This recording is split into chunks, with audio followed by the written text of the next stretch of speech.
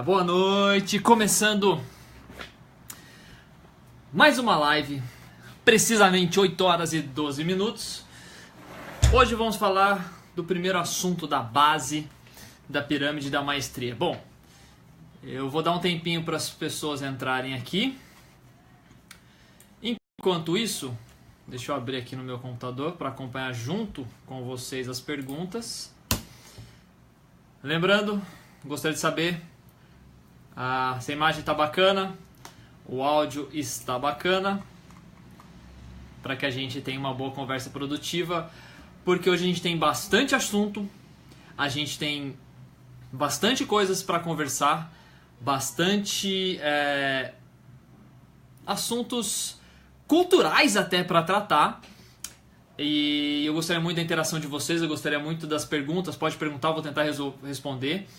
E vou tentar passar o conteúdo, assim, o máximo, o mais claro e o mais prático possível para você colocar em prática a partir do momento da live. Você já começar a colocar em prática esses conteúdos no seu dia a dia. Bom, deixa eu abrir aqui, abrir a janela, a janelinha. Pá, abrir.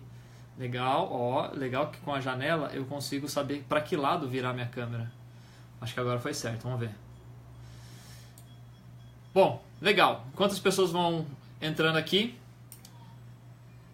Vamos ver se eu virei para o lado certo. Ok. Não, virei para o lado errado. É para esse lado que eu quero. Aí, agora ficou bom.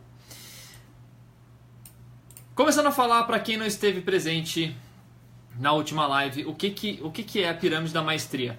A pirâmide da maestria, ela é uma sequência de áreas da vida em que você tem que... não que você tem, mas...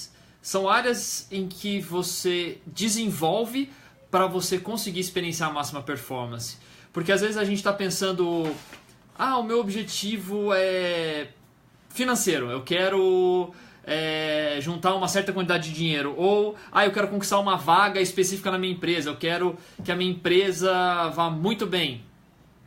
Só que, de acordo com a pirâmide da maestria, esses são níveis superiores. O que isso quer dizer? Você tem que construir, prestar atenção em outras coisas antes de você conseguir chegar lá. Por exemplo, a base, começando pela base da pirâmide da maestria, saúde física. Pulando para o próximo nível da pirâmide da maestria, nós temos saúde emocional. Logo em seguida, a gente vai tratar dos relacionamentos, né? Os relacionamentos pessoais, relacionamentos com amigos, relacionamentos com marido, relacionamento com mulher. Depois a administração do tempo, aí sim a gente vai falar de carreira e missão, aí nós vamos falar de finanças e por final, contribuição e espiritualidade. Ou seja, a gente tem bastante coisa para conversar antes de talvez chegar no que você tem como objetivo. Ou então não, seu objetivo é relacionado à saúde física. Então vamos começar hoje a falar sobre saúde física. E aí você se dá conta que o carnaval terminou. O carnaval terminou e talvez você tenha cometido alguns exageros durante o carnaval, você tenha não bebido demais, não talvez comido demais, eu não sei. Mas exagero de uma modo geral. Por exemplo, não bebeu água o suficiente, não dormiu o suficiente, não descansou o suficiente, consumiu comidas não bacanas o suficiente, talvez você sentiu o peso de sair desse estilo de vida. Então, para a gente começar a falar de uma maneira prática de saúde física, por que é importante a gente tratar sobre saúde física? Porque hoje, eu trouxe alguns dados aqui, o Brasil, para vocês terem ideia, conta hoje com aproximadamente, de acordo com o Ministério da Saúde, 31 milhões de pessoas que... Vamos falar só de adulto, tá? Só de adulto. 31 milhões de pessoas que estão hipertensas. Ou seja, isso corresponde a mais ou menos 21% da população brasileira. Então, praticamente, 1 a cada 4 brasileiros é hipertenso. 9 milhões são diabéticos. Isso dá mais ou menos 6%. E já, quando a gente fala sobre o colesterol, né, o colesterol alto, são 18,4 milhões de brasileiros, com mais de 18 anos, obviamente. Isso corresponde a aproximadamente 12,5%. E são dados extremamente chocantes, porque nós moramos num país onde a gente ainda não tem uma cultura de fast food, uma cultura de comidas extremamente processadas implementada. Na verdade, nós temos ainda essa cultura da comida feita em casa, do arroz, feijão, e mesmo assim os números já estão começando a demonstrar algo a se preocupar. Então, se você entrou em algum desses casos, ou nos casos que eu vou falar abaixo, fique comigo até o final dessa live, que eu vou dizer o que você não deve fazer e o que você deve fazer para que você tenha energia, para que você tenha disposição, para que você recupere o corpo, não o corpo físico, assim, o shape que você quer, mas a disposição física que você precisa para você chegar nos seus objetivos. Gente, só quero deixar uma coisa bem clara desde o começo. A minha formação acadêmica é psicologia, eu tenho especialização em medicina comportamental. Eu não sou nutricionista, eu não sou médico, então tudo que eu estou falando aqui para vocês é baseado em estudos, em conversas, em consultas com profissionais, em coisas que eu venho trabalhando e passando nos cursos, principalmente no Gama, de alta performance, e com estudos de caso que eu vejo presenciando resultado, e principalmente profissionais que eu busquei para mim, do que eu precisava fazer para que eu pudesse sentir essa performance. Então eu vou compartilhar alguns dados com vocês, o que vocês acharem bacana, o que for complementar, implementa. Não tem nada que eu vou falar aqui para vocês que não seja muito constatação do óbvio. Na verdade, tem bastante coisas que são óbvias, mas a gente esquece. E não tem nada muito radical. Na verdade, vocês vão ver que é muito prático, é muito fácil de se aplicar durante o dia a dia e os resultados são fenomenais. Bom, de acordo com a Organização Mundial da Saúde, a definição de saúde para eles é que é um estado completo de bem-estar físico, mental e social, e não somente a ausência de doenças. Antigamente você falava, eu tô saudável, quer dizer que eu não tô doente. Já a Organização Mundial de Saúde já fala que o bem-estar mental e social também faz parte de saúde. Por quê? Nós, seres humanos, somos seres emocionais, sociais, que pensamos.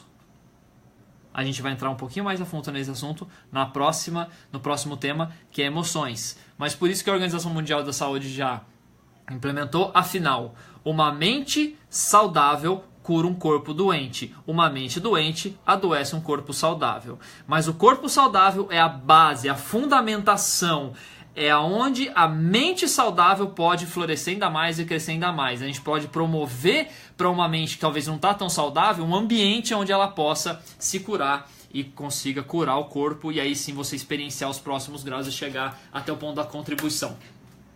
Então por isso que eu gosto de um conceito de saúde que vai um pouquinho além. Saúde é além do estado completo de bem-estar físico, mental e social, mas também é um estado de clareza mental, de abundância de energia e a capacidade de você aproveitar cada momento do seu dia. Então para que você esteja nesse estado é importante a gente fazer duas coisas. Nós vamos focar em duas coisas só. Em reduzir o processo de inflamação generalizada e crônica e reduzir o processo de oxidação do seu corpo. São termos que parecem complicados, mas são bastante simples e eu vou explicar de uma maneira bastante prática para que a gente consiga aplicar no dia a dia.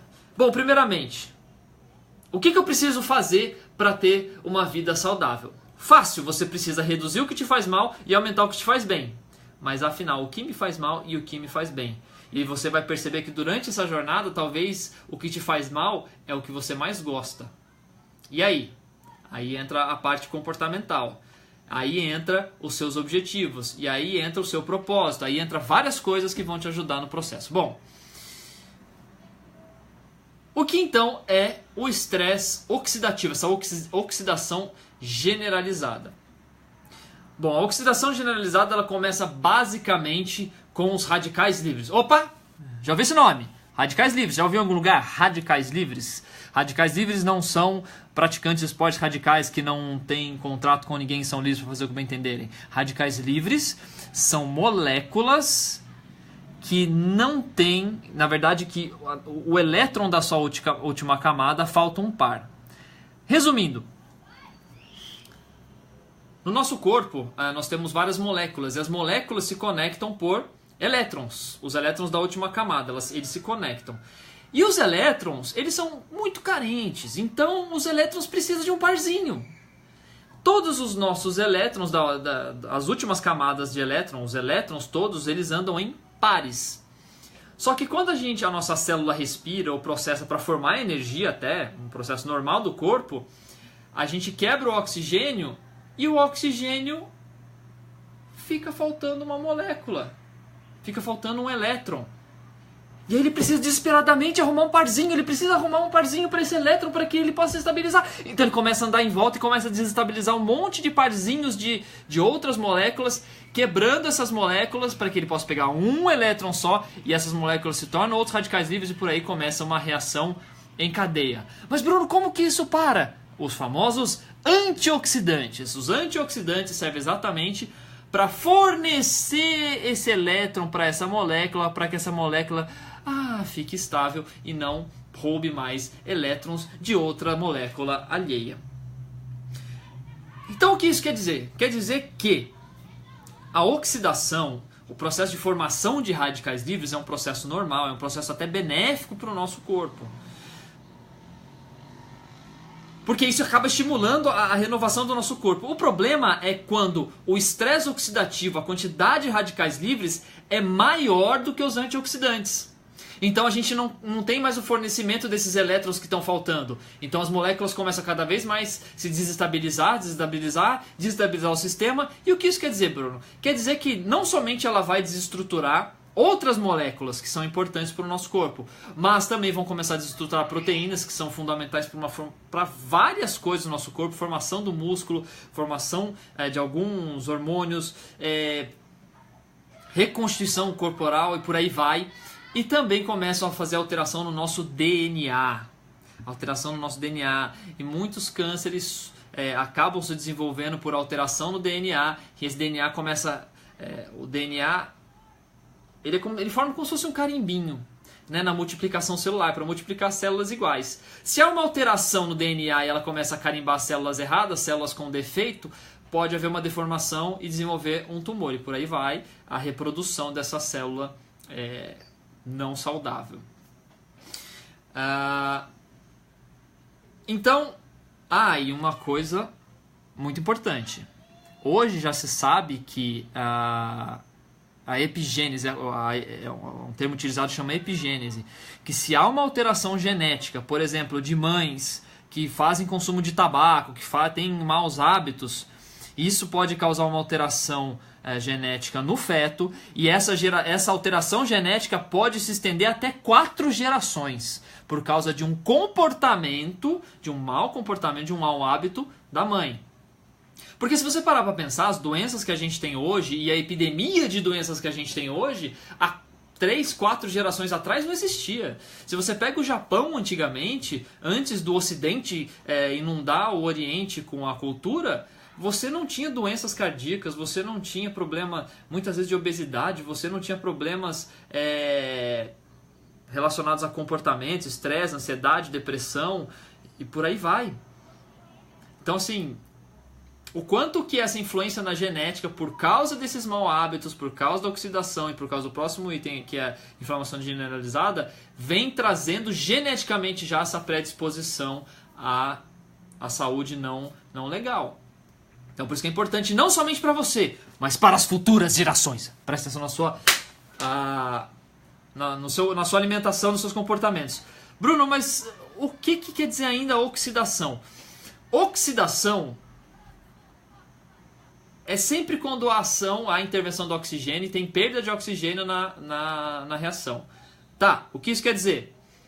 Quando você deixa um prego de ferro no tempo, né, exposto ao tempo, tomando chuva, ele enferruja. E enferrujar é um processo de oxidação. Tá, Bruno, mas isso é o ferro, isso daí eu já vi. Tá, vamos falar agora de orgânico, coisa orgânica. Maçã. Se você cortar uma maçã e deixar ela 10 minutos, 15 minutos em cima do balcão, ela começa a ficar marrom, não começa? E isso é o processo de oxidação de células orgânicas. Então é a mesma coisa que acontece, parecido, né? Com a maçã, acontece dentro do seu organismo. Esse processo de oxidação. Bom, a oxidação ela acontece por várias circunstâncias. Quando a gente usa glucose para fazer energia, glucose, açúcar, quando a gente quebra muito açúcar, tem muito excesso de açúcar, a gente tem a formação de radicais livres. Portanto, meus queridos amigos praticantes de atividade física é oxidativa, ela oxida o nosso organismo, porque a gente causa estresse físico e a gente tem que consumir açúcar para gerar energia. A gente tem que gerar muito mais energia do que no estado de descanso. Então a gente também gera mais radicais livres. Segundo, quando o nosso sistema imunológico está lutando para espantar alguma doença, para matar alguma doença e gerar um processo inflamatório, a gente também gera radical livre, que é um estresse para o nosso organismo. E por último, por causa da poluição, por causa da fumaça do cigarro e por causa de pesticidas. Ou seja, se a gente compra alimentos que não são orgânicos, que são largamente industrializados, que têm alto uso de pesticidas, a gente está oxidando nosso organismo. Se a gente vive num ambiente onde tem fumantes, eu não preciso ser fumante, eu posso ser fumante passivo, cheirar a fumaça de outro fumante, eu estou sendo oxidativo. E se você mora numa cidade onde tem alto índice de carro e alto índice de poluição, você está num ambiente oxidativo. E mais uma vez reforçando, a oxidação, o estresse oxidativo do nosso sistema não precisa ser causado somente pelo físico. Pode também ser causado pelo estresse mental. Nosso estresse mental também tem o poder de oxidar o nosso organismo e muitas vezes tem um poder muito maior de oxidação do organismo do que o estresse físico. Bruno, como que eu sei praticamente se eu estou sofrendo de estresse oxidativo? Bom, alguns sinais de estresse oxidativo é fadiga. Se você está constantemente fadigado, mesmo descansando, mesmo se você foi uma daquelas pessoas que postou no Instagram ou no Facebook que você passou o carnaval dormindo e assistindo Netflix e você ainda está cansado, provavelmente o seu corpo está com excesso de oxidação. Perda de memória, você sentir... Sabe quando você precisa pensar alguma coisa e parece que seu cérebro está... Nossa, eu não consigo pensar, parece que tem uma fumaça no meu cérebro. Isso também é um sintoma de estresse oxidativo. Se você constantemente está com dor na musculatura, dor na junta, sem motivos clínicos, o aparecimento do pé de galinha, de rugas, cabelo branco, isso também é sinal de estresse oxidativo. A perda de visão, você tem dificuldade na visão, dor de cabeça, sensitividade para barulho e a suscetibilidade em infecções. Então, se você está constantemente contraindo infecções, dor de garganta, dor de ouvido, daqui a pouco é dor de garganta de novo, aí você tem uma sinusite, uma infecção no sinus, e você daqui a pouco tem uma otite, constantemente, provavelmente o seu sistema está com um grande estresse oxidativo que ele não consegue se recuperar, ele não consegue predispor o sistema imunológico para combater essas doenças e você não mais ficar doente. E lembrando que o estresse oxidativo ele também é associado com várias outras doenças, como síndrome de fadiga crônica, fibromialgia, diabetes, Alzheimer, ansiedade, depressão, insônia, câncer e muito mais. Então ele pode agir como um catalisador. E lembrando que essa oxidação ela causa inflamação, certo? Se causa inflamação, essa inflamação constante gera uma síndrome que agora está sendo bastante estudada e agora está começando a ser bastante... Está sendo bastante... Eu não sei se o termo está correto, mas ela está sendo colocada no spot de luz, que é a inflamação generalizada e crônica, que é uma inflamação onde a gente não tem sinais claros de uma inflamação. Por exemplo, se você tem uma unha encravada e ela inflama, fica vermelho, dolorido e sensível, esses são sinais de inflamação aguda. Agora, uma inflamação crônica generalizada é quando o seu corpo inteiro está generalizado e você não tem esses sinais óbvios da inflamação, mas o seu corpo está inflamado. O que quer dizer seu corpo está inflamado? Se você fizer um exame, vão aparecer alguns níveis, alguns marcadores pró-inflamatórios, ou seja, que manda para o cérebro o sinal, tá alguma coisa errada, então vão mandar esses marcadores de inflamação, conhecido como proteína C reativa, IFN-gama, IL-1, IL-6 e TNF-alfa. E esses são os mesmos marcadores que aparecem em exame se você tiver com alguma inflamação aguda. Por exemplo, se você tiver com uma inflamação estomacal, uma inflamação em alguma junta, uma inflamação em algum ferimento, alguma coisa assim, são esses marcadores que também vão aparecer. Ou seja, são marcadores que aparecem tanto na aguda quanto na crônica.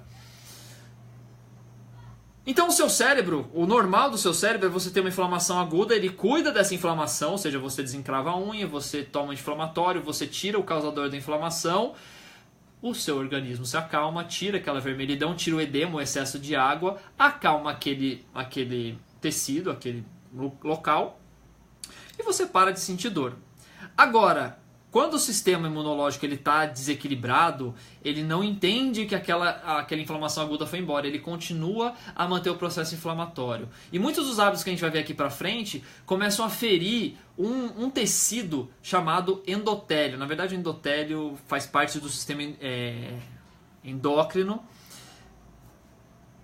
É uma membrana que fica dentro das nossas veias. E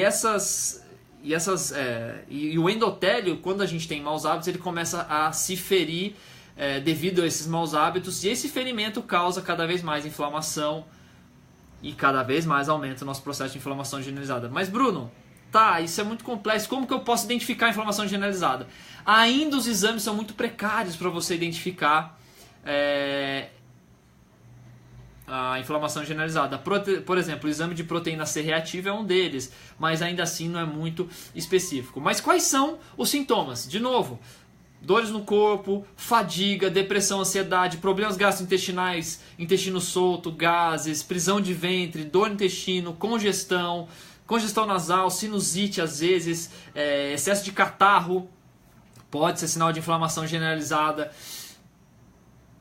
Infecções frequentes, olhos secos, quando você fica com muito olho seco, tem que ficar pingando colírio toda hora para hidratar o olho e não tem causa clínica, você já foi no oftalmo, ele falou, você vai ter que ficar pingando esse colírio aqui para hidratar seu olho. Bom, vamos ter um outro olhar aí. Às vezes falta fôlego, falta ar, também pode ser um sinal. Problemas de pele, quando você tem alergias e constantemente estoura alergias e você tem um outbreak, você tem alergia que acontece no corpo. E o ganho de peso. O ganho de peso e principalmente o acúmulo de gordura na área abdominal.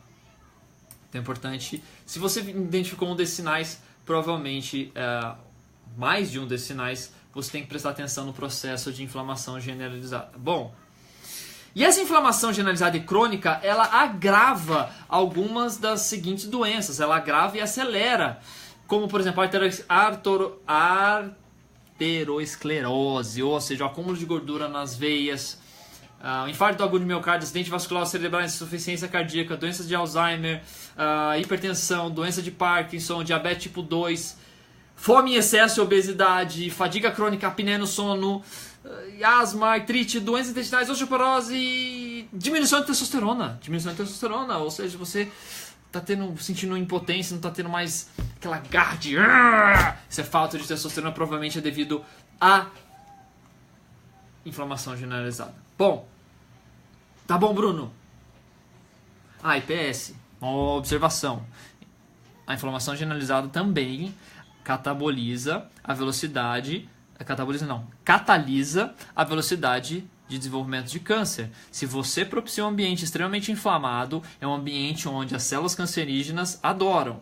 Então elas têm uma probabilidade de se progredir mais rapidamente, e um ambiente inflamado, um ambiente oxidado, influenciando a genética de outras células, influenciando outras células a fazer essa mutação. Então, Bruno, tá bom. Mas então o que eu tenho que fazer? Você tem basicamente que reduzir o que causa essa inflamação e essa oxidação e aumentar o que elimina a oxidação, ou seja, os antioxidantes, e o que elimina essa inflamação. Na verdade, se você retira o que inflama, o seu corpo já vai ser capaz de se curar. Lembra do poder de Wolverine? Que ele se cura? A gente também tem essa possibilidade de se curar. Mas desde que a gente provenha um terreno próprio para que o nosso corpo se cure. Bom, vamos então falar o que a gente tem que tirar. Então, de uma maneira prática, se você quer eliminar os radicais livres, se você quer eliminar o processo de oxidação, basta você começar já eliminando. Por isso que eu falei, você pode começar a partir dessa live. Se nesse momento você está com um cigarro na mão, você pode apagar e começar a partir de agora a se curar. Primeiro bandido que a gente vai falar, o primeiro vilão que a gente vai falar é do cigarro. Porque o cigarro é o mais conhecido. É o que a mídia já despende bastante tempo falando sobre o cigarro. A mídia já coloca bastante peso na questão do cigarro. Talvez estejam preocupados sim com a saúde pública, mas tem um dado bastante importante. Você sabia que o cigarro mata mais de 375 pessoas por dia no Brasil? 375 pessoas por dia no Brasil morrem por causas relacionadas ao cigarro. O Jornal de São Paulo publicou um número que o custo em São Paulo com doenças relacionadas ao cigarro chega a 42 bilhões de reais por ano. 42 bilhões de reais para tratar doenças relacionadas ao cigarro. E um dado bastante chocante é que a cada 10 pessoas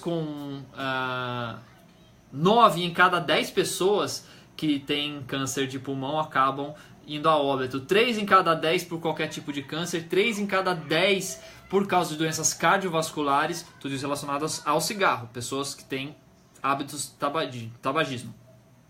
E 8 em cada 10 casos são de doenças pulmonares obstrutivas crônicas, ou seja, efizema pulmonar, bronquite crônica e por aí vai. O Brasil, para vocês terem ideia, o Brasil ele gasta perto de meio bilhão de reais em tratamento de doenças relacionadas ao fumo. Então, talvez, não quero ser sensacionalista, mas está aí uma das explicações por que tanta preocupação em divulgação da mídia. Afinal, meio bilhão só para tratar doenças relacionadas ao cigarro. Lembrando que o cigarro é um comportamento, é totalmente opcional você utilizar. Bom, agora um dado vamos falar direto do bandido, vamos falar do cigarro. Você sabia que o cigarro tem 600 substâncias? 600, naquele cigarrinho, no cigarrinho tem 600 substâncias diferentes. Só que quando você acende o cigarro, o processo de combustão, o fogo, gera reações químicas nessas 600 substâncias, resultando em 4.000 produtos. 4.000 produtos. Você coloca 4.000 produtos na sua boca quando você fuma. E sabe qual que é o fato mais chocante? É que 400 desses produtos são comumente conhecidas como tóxicas para o organismo e 50 delas, cerca de 50 dessas substâncias são reconhecidas como cancerígenas. Gente, se você ficar sabendo que uma coisa que você está comendo, uma coisa que você está colocando na mão é cancerígena, provavelmente você tiraria a mão e pararia, certo? Agora, se você soubesse que tem 50 cancerígenos e você está colocando direto no seu pulmão tudo isso, por que você vai continuar? Bom, isso é um dado que eles fizeram no levantamento que eu me surpreendi quando eu li esse fato. É hora que eu já venho estudando isso já faz algum tempo. Mas você sabia que quem fuma um maço de cigarro por dia sofre uma quantidade de radiação iônica equivalente a 4.000 radiografias de tórax ao fim da vida? Então, quando você vai tirar radiografia, você não coloca aquele coletão pesado de chumbo? Aquilo para você não sofrer no seu tórax a radiação da máquina. Agora, se a pessoa fuma um maço de cigarro por dia, ela vai sofrer 4.000, como se tivesse sofrido 4.000 radiografias. 4.000 radiografias do tórax ao fim da vida. Então, não somente os produtos, mas também radiação. Alguns elementos que talvez você conheçam no cigarro: benzeno, pesticida, detergente e gasolina, tem benzeno. Polônio 210, armas nucleares e velas de ignição. Cianeto de hidrogênio, câmara de gás. sim, um dos elementos formados pelo cigarro é cianeto de hidrogênio, que é utilizado em câmara de gás. Bom, formaldehídio, fluido de embalsamento para o corpo durar um pouco mais de tempo. Xilênio, tinta de caneta, e DDT, que é utilizado como inseticida. E aí outras coisas, como metais tóxicos como fósforo, P4 e P6, que é utilizado em produtos de limpeza, raticida e fertilizante. O que causa a oxidação lá em cima que a gente falou? Fertilizantes. Então, aí temos algumas coisas. Ah, e tem solvente também, eu tô lendo, que é solvente industrial. Não é o solvente que você usa em casa, é um solvente que é usado na indústria. Eu acho que por aí tá bom, né? Ah, tem o fenol também, tem a amônia que é utilizado. Geralmente, eu acho que você usa amônia para limpar a sua privada, para matar bactérias, fungos e vírus da sua privada. E é isso que você põe para dentro quando você fuma. Bruno, não acredito. Ah, essas fontes que eu li, tudo isso que eu li, é da Organização Mundial da Saúde, tá? Eu não inventei nada, não tirei nada do chapéu. Foi da Organização Mundial da Saúde. Bom, Bruno, eu não acredito. O cigarro não tem tudo isso. Você pode contar as mentiras pra você. Ah, meu avô fumou a vida inteira e morreu com 95 anos. Gente, dado estatístico. A cada dois fumantes, um morre por doença relacionada ao cigarro. Então, a roleta russa é de 50% que você pode desenvolver uma doença relacionada ao cigarro. Sem contar as outras coisas, a oxidação do sistema. Que tipo de vida você leva se você tem um sistema organizado e inflamado, onde você não tem energia, sua cabeça não funciona direito, você não consegue aproveitar o momento, você simplesmente deixa a vida me levar. Então acho que não é uma vida que você vai querer justificar, falando, ah, morri com 102 anos e fumei minha vida inteira. Mas como foram esses 102 anos? Acho que essa é a pergunta. Mas mesmo assim, Bruno, eu não acredito, eu preciso de provas reais, eu quero ver com meus próprios olhos. Ok. Se você é fumante, ou se você não é fumante, tem um amigo fumante que quer fazer essa experiência, é legal pra você ver o que acontece. Bom, pega um cigarro e um guardanapo. Traga o cigarro. Traga não, desculpa. Puxa a fumaça e deixa na boca, não traga, deixa na boca. Aí você pega um guardanapo, põe um guardanapo de papel e sopra aquela fumaça. Vai ficar uma rodela marrom. No próximo, pega outro guardanapo, aí você vai tragar, mandar pro pulmão. Segurou, pega o guardanapo novo e exala. Ele vai sair limpinho. Ou seja, todo aquele ranço marrom que ficou no outro guardanapo agora está no pulmão do fumante. E é isso que o seu pulmão faz, ele filtra e deixa todas essas toxinas lá dentro.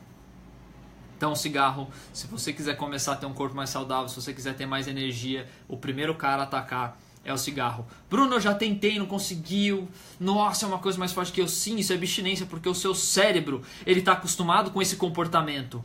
Se você está estressado, você precisa de algo para estressar, o cigarro vira um objeto de desestresse. O cigarro pode ser um vínculo social. Às vezes eu estou numa festa, não conheço ninguém, pô, alguém tem um cigarro, eu vou lá, você fuma, tem um isqueiro, tava lá, puxa papo e você estabelece um vínculo social. Isso é muito forte para o ser humano.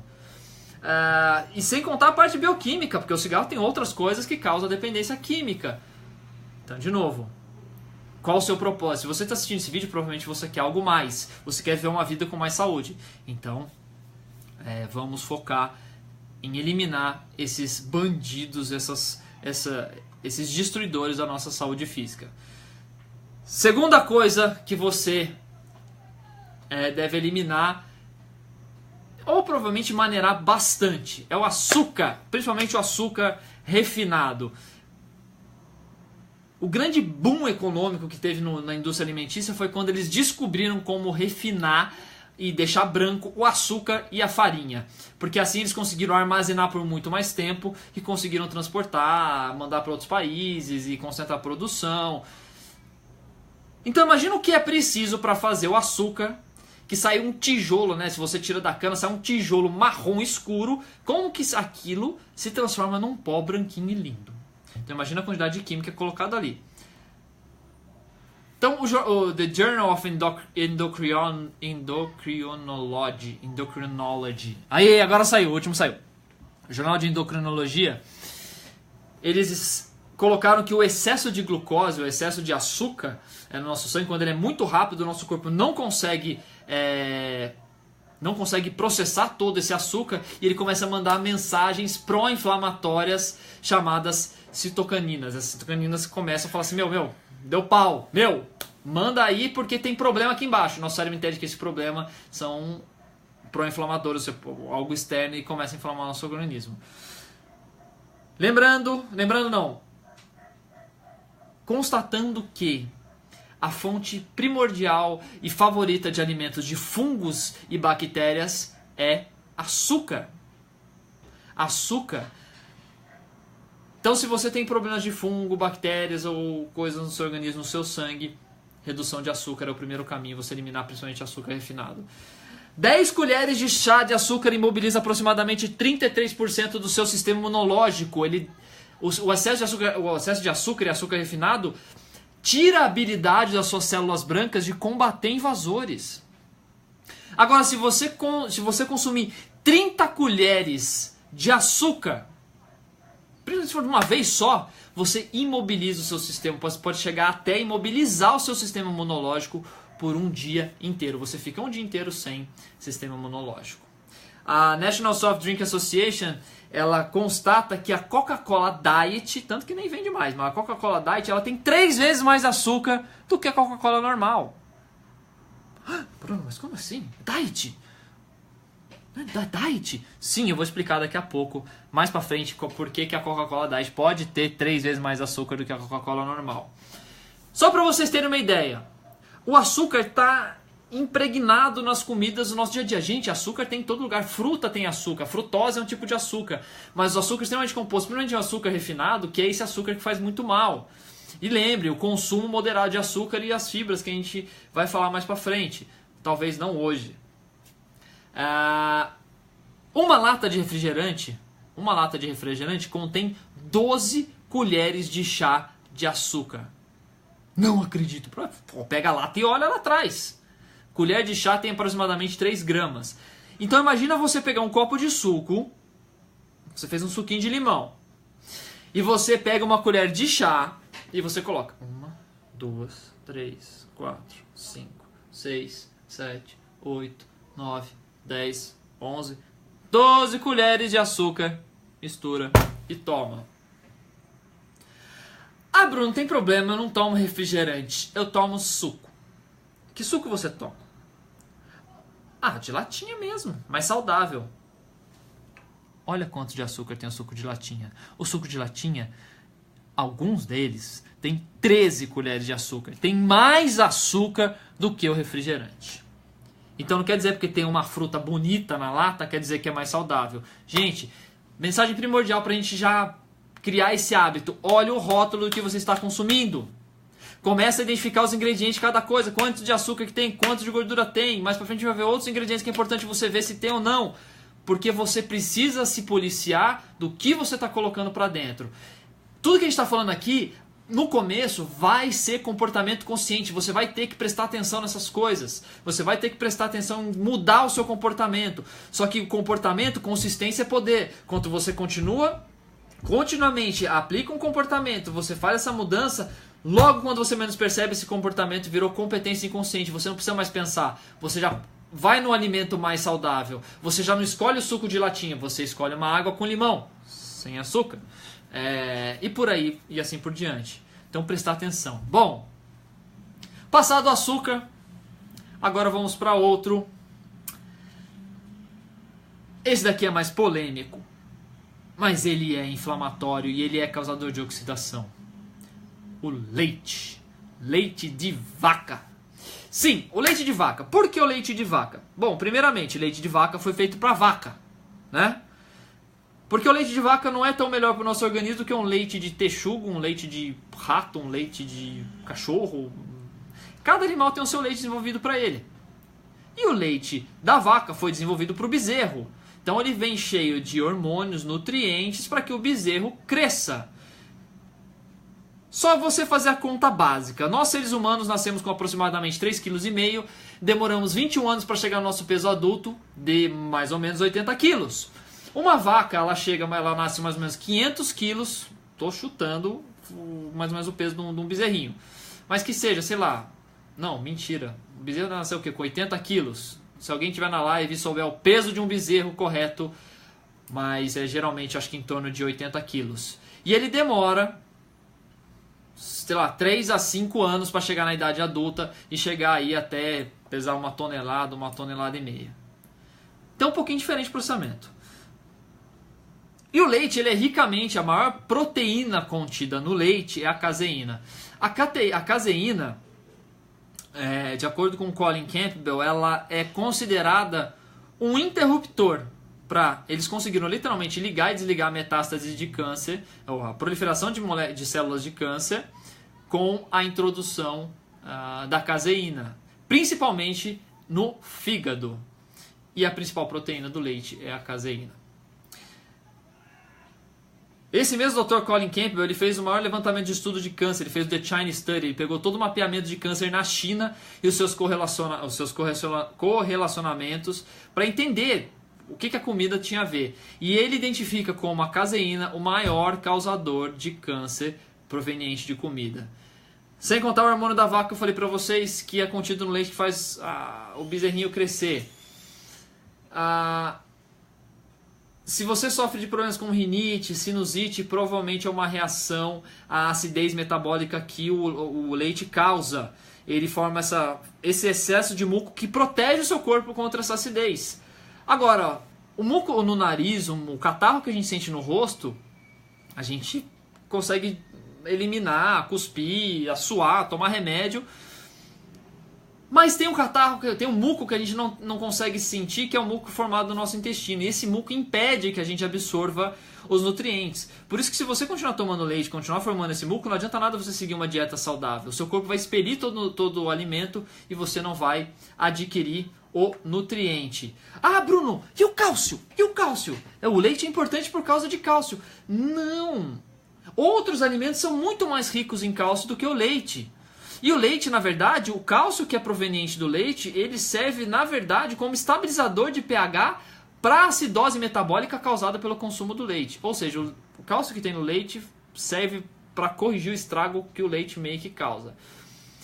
Ah, Bruno, eu não acredito. Então, procura no Google aí, gráfico de osteoporose por consumo de leite. Ou fratura, por exemplo, na bacia por consumo de leite. Você vai ver que quanto o país, né, os países mais consomem leite, mais tem casos de osteoporose. Se fosse verdade, seria inversamente proporcional. Agora não, quanto mais leite consome, mais casos de osteoporose tem. Então, eliminar o leite da vida. Ah, Bruno, não é só leite? Não, leite e derivados. Ah, Bruno, mas e o queijo? O queijo é só processamento. Não, o leite o queijo é um condensado do leite. É um condensado do leite. Então, tudo que o leite tem, que pode ser prejudicial ao nosso organismo, o queijo também tem. Ah, Bruno, aquela história de queijo branco é queijo mais saudável, né? Os queijos brancos são mais saudáveis que os queijos amarelos. O gorgonzola é que cor? É branco, não é? Tá, mas para fazer o gorgonzola você tem que adicionar gordura. Então, o gorgonzola tem mais gordura do que o mussarela, por exemplo. Então, gente, de novo, pesquisa informação, pesquisa o que as pessoas estão dizendo para ver se realmente é verdade. Quarta coisa, gente, vou testar acelerar e hoje não vai dar para eu falar para vocês o que vocês vão ter que fazer. Mas, assim, o que a gente pode fazer para melhorar. Mas eu já vou dizer o que você tem que fazer para parar de inflamar o seu organismo, parar de oxidar o seu organismo. Comida processada. Comida processada é aquela comida que passa por muito processamento industrial para que dure mais tempo no freezer, para que dure mais tempo na prateleira, para que aguente o transporte, para que aguente o armazenamento e para que seja muito fácil da gente fazer. Chega em casa, colocando no micro-ondas, essa comida está pronta. Então essas comidas que são altamente processadas, elas têm rótulos, às vezes, por exemplo, de diet ou light. O que quer dizer diet ou light? Diet quer dizer que ela não tem um dos ingredientes. E light quer dizer que ela tem que ter pelo menos 25% de redução em um dos ingredientes. Por isso que existe sal light. É um sal que tem 25% menos sódio. Então eles fazem alguma coisa no produto para que o produto tenha 25% menos sódio. No caso de gelatina diet, é uma gelatina sem açúcar. Por exemplo, a eliminação de açúcar. Então isso quer dizer que ela tem zero açúcar, ela não pode ter açúcar. Aí entra, Bruno, mas e a coca que você falou que a coca diet tem 3 vezes mais açúcar do que a coca normal? O que eles fazem? Eles tiram um tipo de açúcar, não tem esse tipo de açúcar, mas a gente precisa adicionar outro tipo de açúcar ou outro adoçante para que chegue num gosto parecido com a Coca original. E isso tem um custo, 3 vezes mais açúcar. E para que essas comidas aguentem bastante tempo, elas têm alto índice de fungicida, bactericida, conservantes e antibióticos. O grande perigo de você ficar consumindo comidas com alto índice de antibiótico é quando você precisar de antibiótico por causa de alguma doença, seu corpo vai estar resistente pelo excesso de consumo.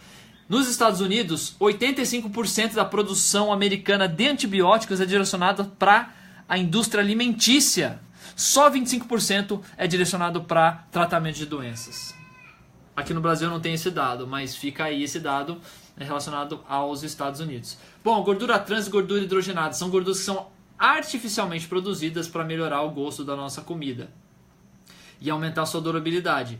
E esses são alimentos que aumentam a inflamação. Ela aumenta o processo inflamatório, porque são uma gordura feita pelo homem, né? Foi uma gordura instável que acaba gerando a produção de radicais livres. As frituras por imersão, elas contêm altos níveis dos indicadores inflamatórios. Então tudo que é frito por imersão é extremamente inflamatório. Tira fora.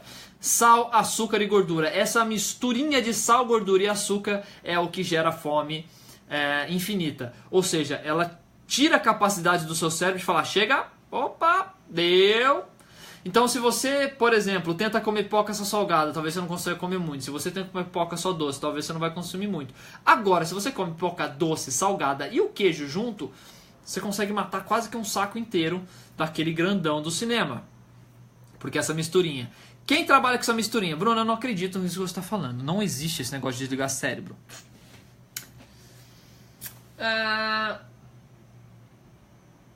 Quantas colheres de creme de leite você consegue comer? Puro. Quantas colheres de açúcar puro você consegue comer? Talvez não muitas. Agora, mistura os dois, põe um gostinho, põe um caramelinho, põe um pouquinho de sal, congela e tira. Você vai tirar uma coisa chamada sorvete. Aí talvez você consiga comer bastante. Então essa misturinha, sal, açúcar e gordura é extremamente importante, faz a gente acaba comer em excesso. Bom, a gordura trans, que todo mundo fala, a gordura trans é uma gordura que foi feita pelo homem. Então se você lê num rótulo que contém gordura trans, ou gordura hidrogenada, ou gordura parcialmente hidrogenada, fora. Porque essas gorduras trans, elas não acontecem naturalmente. O nosso corpo, por não acontecer na natureza, o nosso corpo não sabe processar essas gorduras. Então quando essas gorduras entram no nosso corpo, fala, que isso? Não te conheço. E o que o nosso corpo faz quando não conhece alguma coisa? Vamos atacar! Ele vai pra cima pra atacar, entendendo que aquilo é um invasor, ele precisa defender o nosso organismo. E o que o nosso organismo faz quando ele se defende? Cria um processo inflamatório. Então, gordura trans, gordura hidrogenada, parcialmente hidrogenada, fora da dieta. Gente, quanto mais tempo... Essa informação na cabeça é uma informação que vai mudar totalmente a sua despensa. Quanto mais tempo uma comida pode passar na prateleira, quanto mais tempo ela aguenta ficar numa prateleira, menos conteúdo nutricional ela tem, mais calorias vazias ela tem e mais mal você vai fazer. Quer fazer uma experiência? Compra um hambúrguer numa lanchonete de fast food, não vou citar nomes, e faz um hambúrguer na sua casa. Faz o hambúrguer, pega o alfacinho e tal, pum, e deixa os dois, um do lado do outro, num ambiente controlado. Cobre com um negócio de vidro, uma coisinha para não mosca, nada do tipo. Você vai ver que o hambúrguer de fast food não estraga. Tem até um caso aí de alguém que enterrou o hambúrguer, ficou muito tempo enterrado. E o hambúrguer que você fez, provavelmente depois de 2, 3 dias vai começar já a criar fungo, vai começar a criar aquela teinha de fungos e outras coisas. Porque ele não contém conservantes, bactericidas, fungicidas e por aí vai. Quinto, proteína animal. A proteína animal. Por que a proteína animal? Existe um gráfico que mostra... vamos estudar um pouquinho de história. Na guerra, quando a Alemanha, os nazistas tomaram a Normandia, por volta de 1940, primeira coisa que eles fizeram, eles tiraram todo o suprimento de carne, porque carne é uma coisa nobre. Então tiraram todo o suprimento de carne da população. Só o exército nazista podia comer carne, precisa suprir o exército. Então a população ficou sem proteína animal nenhuma.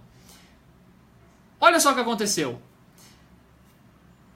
Existia um dado que mais ou menos ocorriam 30 mortes por causa de... Não, a cada 10 mil pessoas, 3 mil pessoas morriam por causa de doenças cardíacas.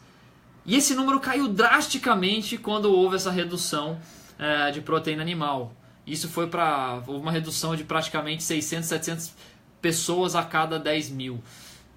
E é claro, depois que o consumo de carne voltou, essas doenças voltaram a crescer. Bom, alguns dados sobre a carne. Aquele gostinho da carne que você sente é ácido úrico. Bruno, não acredito. Compra carne coxa, onde tem todos os seus líquidos removidos, você vai ver que ela não tem gosto de nada. Então, o gosto da carne é o ácido úrico presente no sangue da vaca, e ácido úrico é xixi. The Chinese Study, que é o que eu falei para vocês, do Colin Campbell, existe um livro falando sobre isso, ele fala muito sobre a proteína animal e a sua relação com o câncer, então se você se interessar, é legal dar uma pesquisada. Um estudo por John Robbins, ele correlaciona a dieta de carnívoros, correlaciona a dieta de carnívoros e vegetarianos. A incidência de pressão alta é 13 vezes maior nos carnívoros, câncer de pulmão é de 20 a 60 vezes maior, de próstata 41% maior, risco de câncer de colo nas mulheres 250% maior, nas que consomem carne. E gente, se a gente parar para comparar, depois dá uma procuradinha no Google aí, que eu não quero me estender. Se a gente for comparar o sistema digestório de um carnívoro, de um onívoro e de um herbívoro com o do ser humano, a gente vai perceber que o sistema digestório que mais se assemelha ao do ser humano é o sistema digestório do herbívoro. O sistema digestório de um carnívoro é extremamente curto para que a carne não apodreça dentro do organismo do animal. E por que eu estou dizendo isso? Porque o nosso intestino ele é formado de várias bactérias, é uma colônia de bactérias que são extremamente importantes para que a gente consiga quebrar os nutrientes, que a gente consiga absorver os nutrientes. Então a nossa saúde depende da saúde das nossas bactérias. E a colônia de bactérias do nosso sistema é formado por principalmente o que a gente come. Então se a gente ingere uma grande quantidade de proteína animal, a nossa flora intestinal, as bactérias que vão colonizar o nosso intestino são bactérias consumidoras de carne, que são extremamente agressivas e fazem mal para o nosso organismo. Por isso que é importante a redução do consumo de carne, para que você reduza essa presença dessas bactérias que não são benéficas para o nosso organismo. Gente, passei do tempo aqui da live. João Paulo, acho que eu respondi a sua pergunta, né? Falei, o queijo, os queijos derivados também provocam essa produção de muco no organismo, sim. Todos os derivados de leite, na verdade, produzem nossa capacidade, acabam esse aumento de muco. Existe hoje em dia, né, virou moda, intolerância à lactose, intolerância à lactose, intolerância à lactose. Gente, pelo menos 1 a cada 4 pessoas não é intolerância à lactose, é incapacidade de processar leite e derivados. É diferente a intolerância. Eu simplesmente não consigo processar. Então o que acontece? A gente acaba inflamando o nosso organismo, a gente acaba evacuando comida e acaba evacuando nutrientes que a gente precisa por causa do consumo do leite. Existem alternativas, a gente vai falar dessas alternativas na próxima live. Eu tentei acelerar o máximo possível para já tentar colocar aqui o que a gente pode fazer. Mas eu quero tratar isso com calma, eu quero falar com calma para que a gente possa trocar mais ideia, para que possam ter mais perguntas. Vou colher informações, vou trazer pessoas durante essa semana, vou trazer dicas também. Fiquem atentos nos canais, no meu Instagram, no meu stories do Instagram, que eu vou colocar coisas relacionadas à saúde física, à oxidação, o que você pode consumir no supermercado, o que olhar, rótulo. Gente, água, como comprar água? Vou colocar isso também. Mas hoje literalmente nosso tempo estourou. Muito obrigado pela atenção, muito obrigado pela presença de todos. Espero ter atendido as expectativas. Vou trazer pessoas que são especialistas em cada área, na área médica, na área de administração de dor, na área de nutrição, tudo durante a semana que vem, para contribuir ainda mais nesse assunto tão bacana e tão vital que é a nossa saúde física. Saúde física, e lembra, nossos hábitos diários é o que vai construir tudo que a gente quer daqui para frente. Então foca primeiramente na sua saúde física, depois a gente vai se preocupar com o resto. Muito obrigado pela atenção de todos e até semana que vem.